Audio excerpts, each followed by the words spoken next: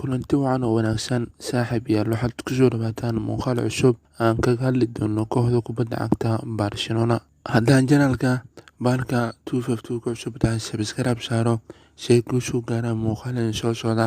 Muuqaalkan shirgalaya mahadsanidin. Kooxda Barcelona ayaa xalay ciyaartay kulan ka tirsan tartanka UEFA Champions League waxaana la ciyaartay kooxda Dynamo Kyiv ciyaar ku soo dhamaatay 4 gool iyo eber ee guusha ay ku raacday kooxda Catalonia.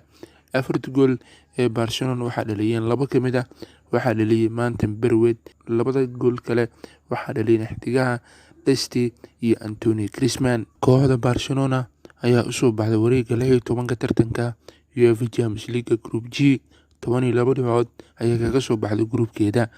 Taageere ciyaarta xalay haddaad daawatay aragtidaada waad ka soo dhiibi kartaa muuqaalkan shirgareeya la wadaaga taageerayaasha kooxda kubadda cagta Barcelona.